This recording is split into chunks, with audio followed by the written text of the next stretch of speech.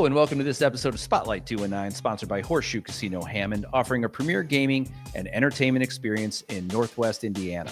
Spotlight 219 is presented by The Times and Local 219 and is a show dedicated to highlighting trending topics and really cool things happening around the region weekly.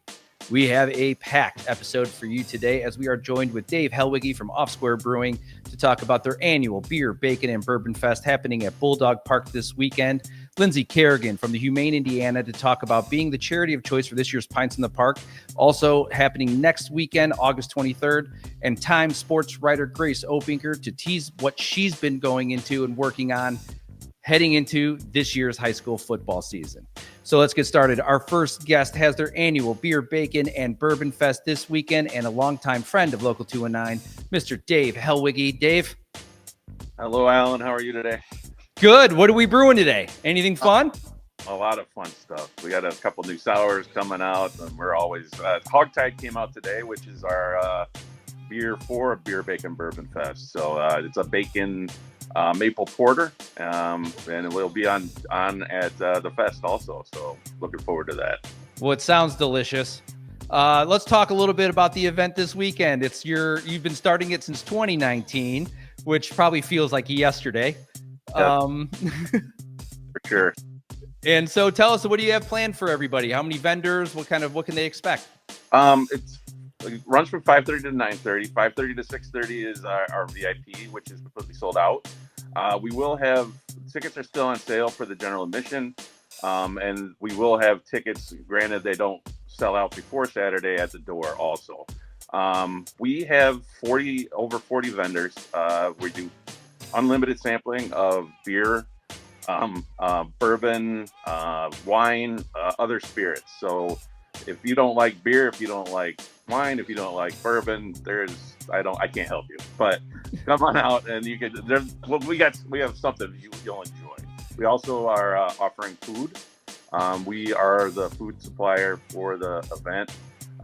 We're smoking some pork, some brisket, burgers, tacos. So come out, eat, drink, and have fun.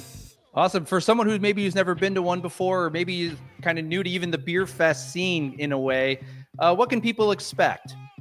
We try to be brewery centric, but we do have a lot of brands from our distributors also. But like I said, we have 40 vendors. Everybody has a booth.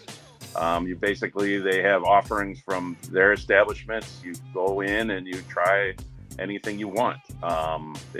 We have two bands also.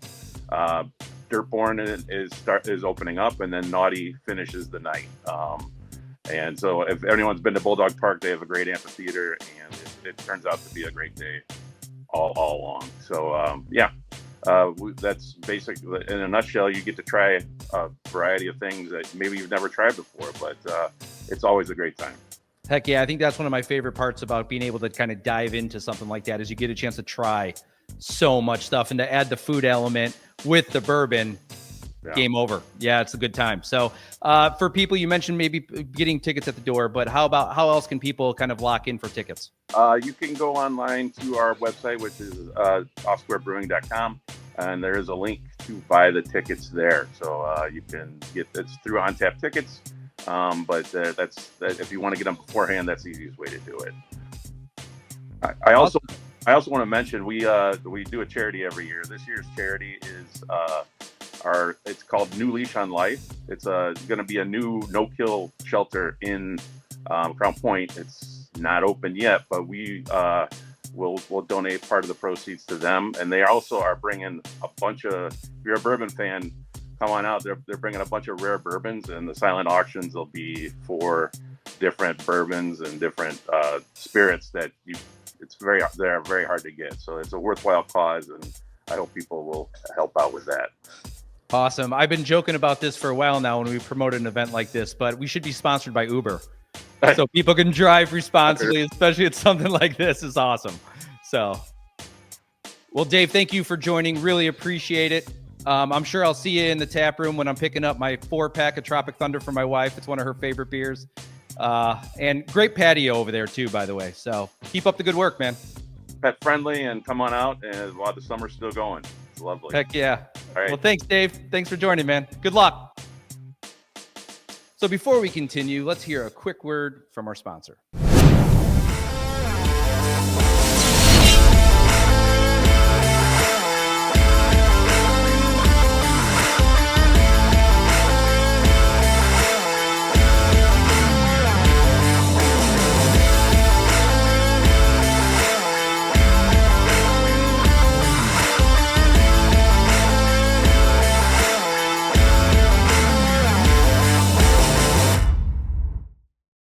Our next guest comes from one of our favorite charities locally, and she's here to tell us how they're involved with this year's region staple, Pints in the Park. Lindsay Kerrigan from Humane Indiana. Lindsay.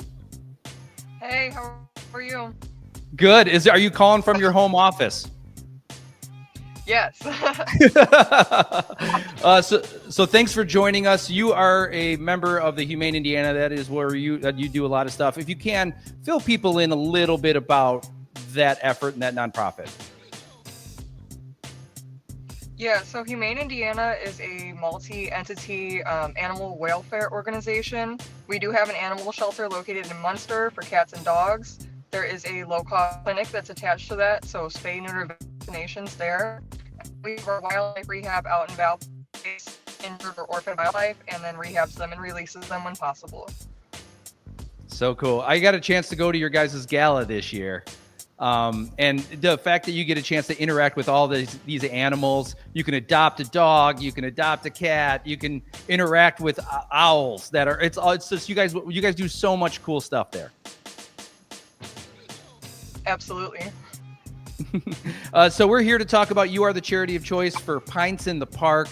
It's a beer fest, August 23rd. Jeff Dedlow, friend of Local 219 and the Times, is the organizer. Can you talk a little bit about the event and why you're excited to partner with them?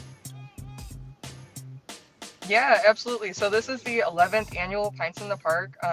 We have been chosen several times to be their charity. So Jeff lets us have a booth there. We do the pretzel necklaces. We do a raffle. We have exclusive t-shirts there. It's a really fun event. There's over 100 different beers and spirits that are available for you to try. It's always a really good time.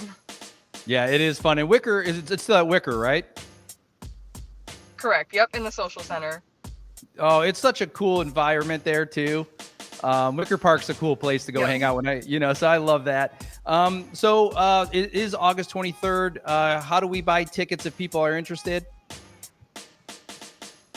Yeah, so you can go either grab them at the door or pintsinthepark.net. You can grab your tickets there as well. And they do have a designated driver ticket if you're not going to be drinking.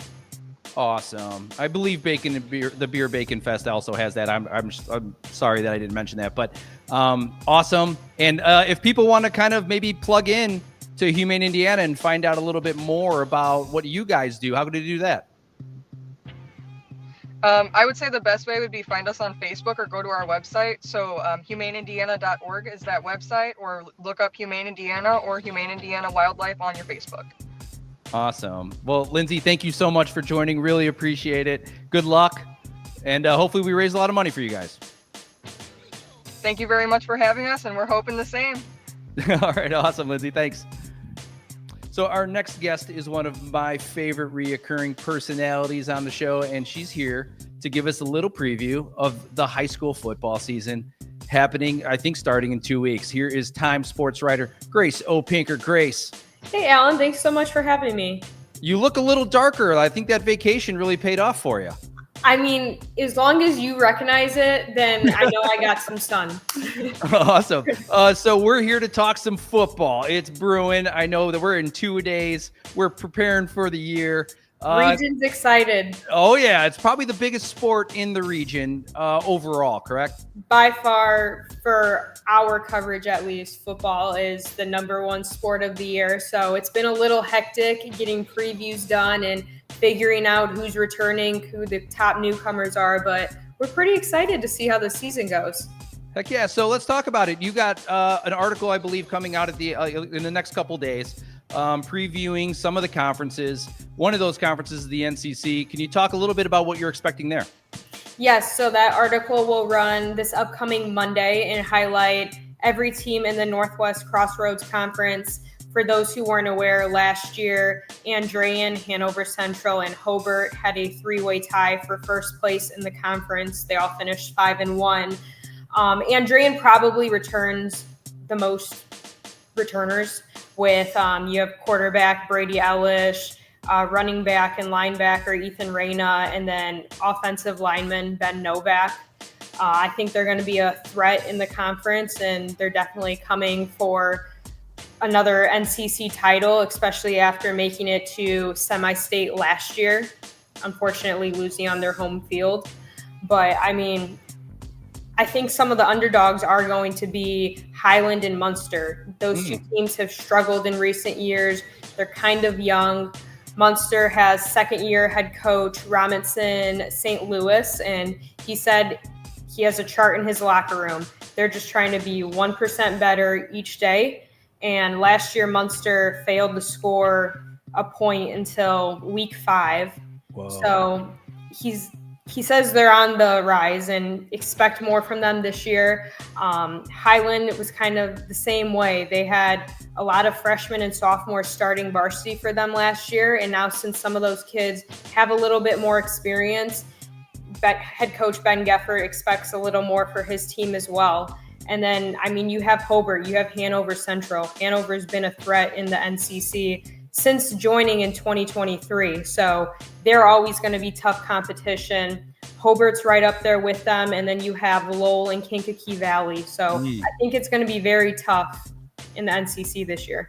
Yeah, well, I mean, no matter who the favorite is, you still got to go out there, win games, and rivalry games they matter for a reason. I know that Andrean Lowell game usually most of the time goes the way that the underdog wins that thing somehow. Yes. So I'm excited to see, and I'm excited to see these kind of new players who are emerging from each team. Heck yeah. So where will you be at week 1? Week 1 is undetermined. We'll have to touch base next week and see. I know Friday night, this upcoming Friday, Andrean is scrimmaging at Lake Central. So I will be over there grabbing a couple of features for readers to kind of look for in Sunday's paper, and then another one early next week. Awesome. Well, you'll have to join next week for maybe give us a Duneland preview and see where that's at. Works for me. I can be available. Awesome, Grace. Well, keep up the good work. Looking forward to reading the article on Monday.